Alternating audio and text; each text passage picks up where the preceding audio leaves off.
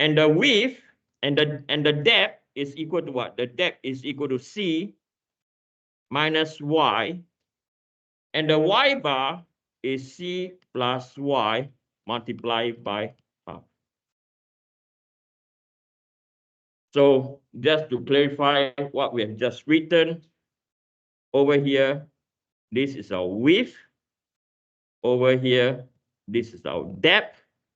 Over here, this is our Y bar.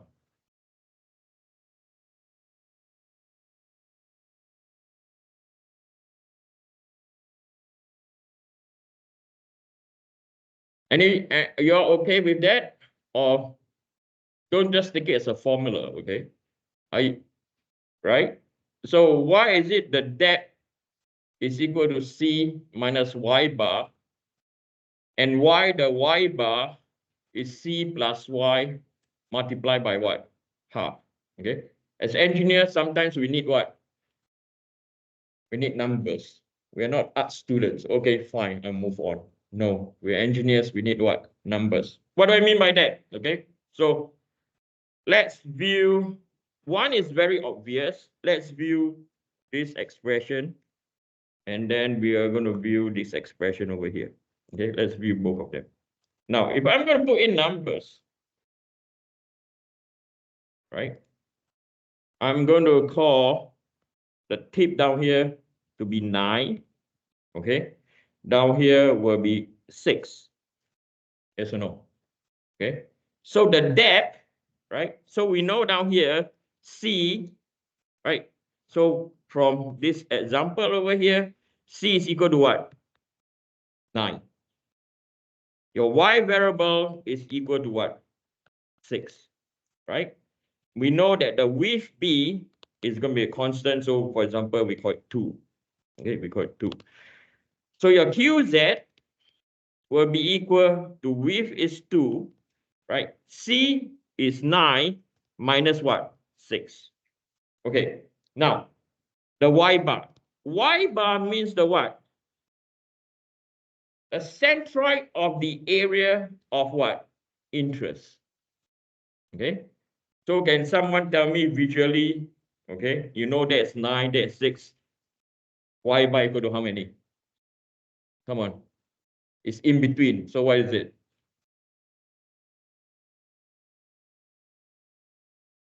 7.5, right? So you come up with a number 7.5 because I told you it's the what? The centroid of the area of interest. So if we plug in this formula, see what we get. 9 plus 6 multiplied by half. This value over here equal to what? Are we clear? Okay, so don't memorize any of this. Okay, well, what's the first move over here? Okay. From here, remember I told you like, math and the language. I want you to look at two things now.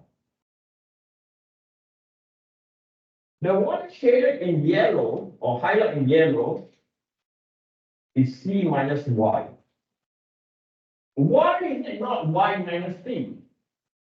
The second thing. The thing that are highlighted is C plus Y, but not Y minus or Y plus C. We know that C plus Y plus C is going to be the same, yes or no?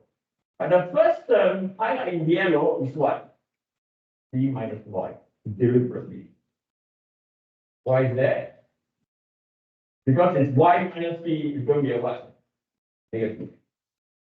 So with this, we set to rule number 2. Rule number 2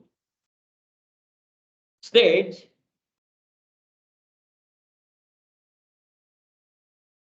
yes, rule number 2 states, okay, rule number 2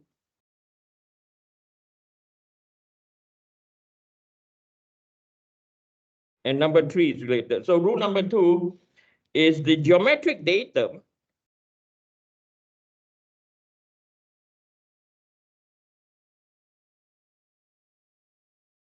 is always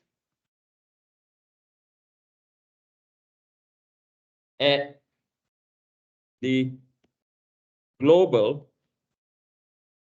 centroid.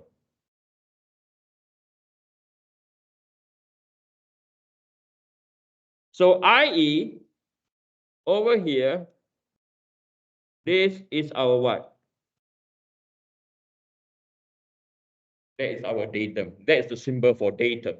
Okay, you all do geometric tolerancing already, yes or no? That is symbol for what? Datum. Why is that? Okay, because whatever over here, 0, sorry, I have to clear up. Over here, this is equal to y is equal to 0. This is y max, and this is equal to what? C. Okay, rule number 2. With this, we rule in rule number 3. Okay, rule number 3 is that the analysis starts from the distance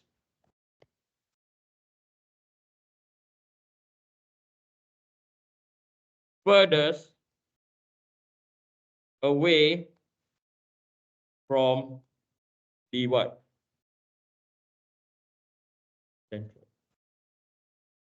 Okay. So now I want to highlight to you, we are going to call the top surface. This is our terminal. And our bottom surface, this is our what? Terminal. And we are going to sketch arrows. This arrow that we sketch are known as our Q. Repeat again, those arrows that we sketch are known as our Q. Okay. From here, right, we can write out our expression for our first moment of area. So therefore, QZ is equal to B C minus Y bracket C plus Y multiplied by half. So if I remove my brackets, you get C squared minus Y squared multiplied by half. Or in other words, this can be equal to 0.5 B C squared minus Y squared.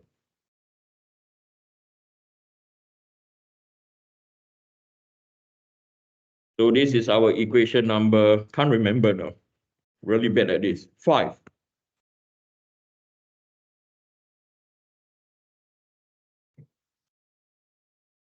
And with this, we come up with rule number 4.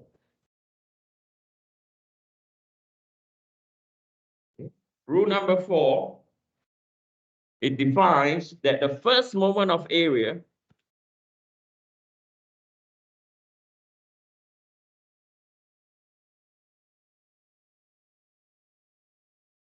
cannot cross the centroid for equation number what? Number 5. Okay. And finally, rule number 5 is that the shear flow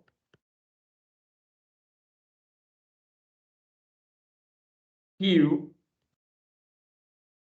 can only flow in one direction. Okay. Some of you might ask me, what is the shear flow? Okay. It's similar to how the liquid will flow, right? The liquid will flow from the terminal, from the top, okay, and then come to the bottom. So at the terminal, Q is equal to 0. Again, at the terminal, Q is equal to what? Q is equal to 0. Okay, I repeat again, at the terminal, Q is equal to 0.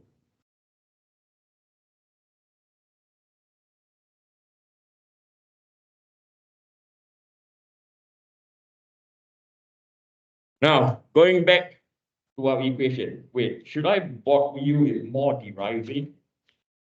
Yes or no? Let's look at an example. How's that? Okay, let's look at an example to see whether you capture. Okay, and we are going to deal with this example. Okay. So we have not finished deriving yet, but I'm going to show you the action. Okay. Right. So we are going to apply. Okay. We are going to apply all the rules. Okay, we're going to apply all the rules if you can.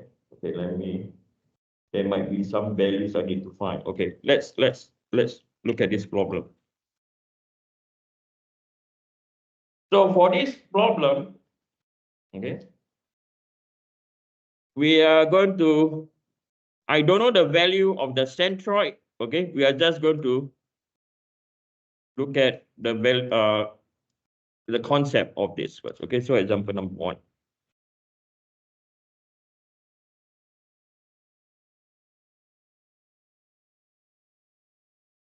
Okay. We are going to determine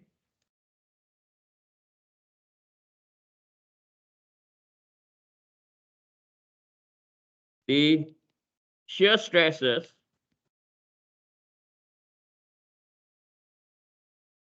at point A and at point B. Okay. So the first thing that we like to do, okay, we like to define where are our terminals. Okay, so if this is our Vy, right? So our terminal, this surface over here is our terminal. This surface over here is our terminal. Okay, so this is our terminal.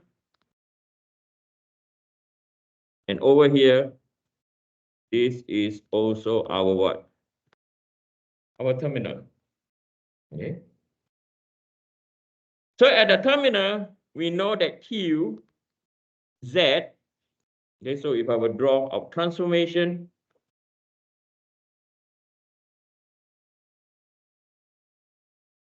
we know that our Q, Z is equal to 0 on that surface, and at the bottom surface, QZ is also equal to 0. Okay. So let's find, okay, let's find our Y bar. Okay, let's find our centroid. Okay, let's determine our centroid, and I'm going to call this our flange, and these two sections are known as our web. Okay, so we are just going to determine centroid for now. So section, we have our flange, and then we have our web. Okay, the next one is our width and depth. Okay, so we have right web and we have a left web. Okay, so this is our web left, that is our web right. Okay, so width 160, depth 20. Okay, so sorry, let me, Eugene, don't rush. Okay, so 160 times 20, 3200. Then the right web, the width is 20,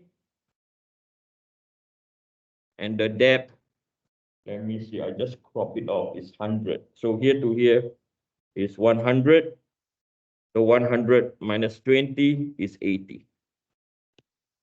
Okay, so 20 times 80, 1600. The same.